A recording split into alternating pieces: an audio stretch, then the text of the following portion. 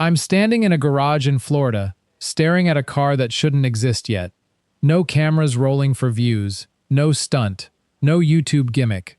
Just me, an engine, and a decision that everyone around me has been begging me to make for over a year. And the second I turn the key, I know, this isn't a video anymore. This is my career. That man is Cleetus McFarland.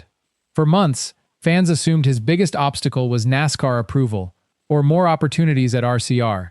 But what if the real obstacle had nothing to do with NASCAR at all? Before getting into that twist, subscribe to NASCAR Insider TV. We are closing in on 1,500 subscribers, and every subscribe, like, comment, and share gets us there faster. Now, back to the story. Cleetus McFarland's rise through NASCAR's ranks has been fast by any measure. He made his ARCA debut, followed by a Truck Series debut at Daytona, then moved into the O'Reilly Series. At Talladega, he finished second to Andy Jankowiak, narrowly missing what would have been a landmark win for someone so new to the series. He also claimed a pole position in an ARCA race at Michigan, a result that quieted some doubters at the time and forced competitors across the field to take his program seriously. These results prove one thing clearly: he is fast. But raw speed alone does not answer the harder question of whether he is race-ready for the next level of competition. He signed a 2-year contract with RCR, giving him a structured, official path forward within the sport, complete with resources most independent drivers never get access to. Yet everyone already knew he had the fan base, the sponsors, and the media reach before any of this happened. None of that finds 2 extra tenths of a second on a short track, and none of it teaches a driver how to save a car mid-corner when the rear end steps out. That is where the real move comes in. Cleetus purchased the number 33 Rhett Jones Racing Pro late model, built through Port City Race Cars. This was not another flashy build for the Freedom Factory designed for content or entertainment value. It was a quiet, calculated decision aimed squarely at development, made away from the cameras that usually follow him. Cleetus said, "We're going to get some races under our belt and work on our racecraft." The push behind this decision traces back to Dale Earnhardt Jr., who has been vocal about what Cleetus needs to do next to close the gap between content creation and true competitive racing. Dale Jr. said, "He's got a Pro Late model that he built. Go run that." I mean, he's got a racetrack. I would be at that racetrack running laps. 2.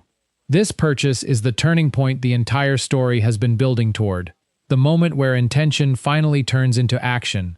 Superspeedway racing and short or intermediate track racing require entirely different skill sets, and the two rarely translate cleanly into one another. Superspeedways rely heavily on drafting and sustained throttle time, where cars run in large packs at consistent, high speed with little braking. Short and intermediate tracks demand precise tire management, exact braking points, navigating heavy traffic, and disciplined corner entry lap after lap, often with very little margin for a mistake. Simulator time and a handful of NASCAR starts cannot replace the thousands of laps needed to build those instincts to a competitive level. This gap became painfully clear during his Talladega Truck Series crash, a moment that still serves as a cautionary reminder of how quickly things can go wrong without developed racecraft. Reflecting on that crash, Cleetus said, "I made a really small mistake that cost me, but I do think those guys are good, and I'm confident that with more training and discipline, I can be too." RCR's decision to sign him in the first place adds another layer to this story. Austin Dillon said, "He's got a fan base that is massive, and we want him to come in here and have fun at RCR." Danny Lawrence has spoken about learning the social media stuff from Cleetus, a comment that raises a subtle but real question. Is RCR investing in a driver or in a marketing asset built for engagement and reach? That question remains unresolved and continues to follow the entire program closely as it develops week by week. On the other side, Mark Reddy has described watching Cleetus read throttle trace data almost instantly, absorbing technical feedback most rookies take months, sometimes years, to fully understand.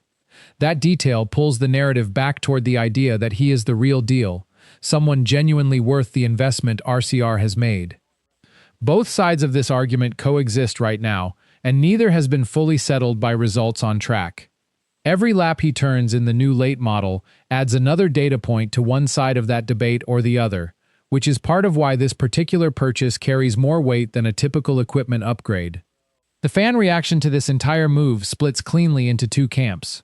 One side views this purchase as another business move disguised as racing development, questioning whether he can genuinely balance the demands of content creation with the seriousness of short-track competition week after week. The other side argues this is exactly what critics said he should be doing all along, and now that he is doing it, some of those same critics still are not satisfied with the pace of progress. No matter what he does, the noise around him never stops completely. Beyond the late model purchase itself, speculation has grown around deeper investment in the Freedom Factory Oval, including talk of repaving and banking changes to the track surface to better simulate NASCAR conditions. This suggests the late model purchase is not an isolated decision, but one piece of a larger plan taking shape behind the scenes, one that could reshape how the Freedom Factory itself is used going forward.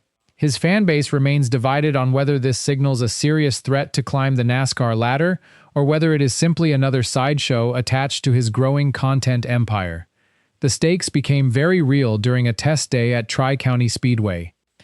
During that session, Cleetus spun the car, a moment that immediately raised tension about how close things came to going seriously wrong in front of everyone watching.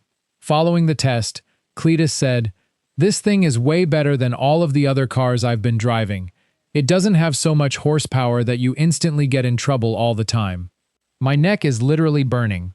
That spin stands as a clear reminder that even with a calculated, structured approach, the margin for error on a short track remains extremely thin for a driver still building experience. And it showed exactly why raw speed on a superspeedway does not automatically transfer to short track control. Looking ahead, Cleetus is set to compete in an upcoming late model event at Berlin Raceway, followed by a Truck Series race at Talladega on October 23rd. These two events will offer the clearest test yet of whether this new direction is actually translating into measurable results on track, and both will be watched closely by fans on either side of the debate. The larger question hanging over all of it still has not been answered. Is this the move that finally prepares him for cup-level competition, or is he still years away from being ready to run with the full field at Daytona? RCR's long-term approach reinforces just how far off that answer may still be. Cleetus said, "I don't want to run the Daytona 500 at the cup level until I can actually drive a car within a reasonable skill gap and keep up with the main pack." That statement leaves the entire situation open, without a clean answer in either direction right now. There is no resolution here, only a driver, a new late model, a divided fan base, and a long road between where he stands right now and where genuine Cup Series competition actually begins.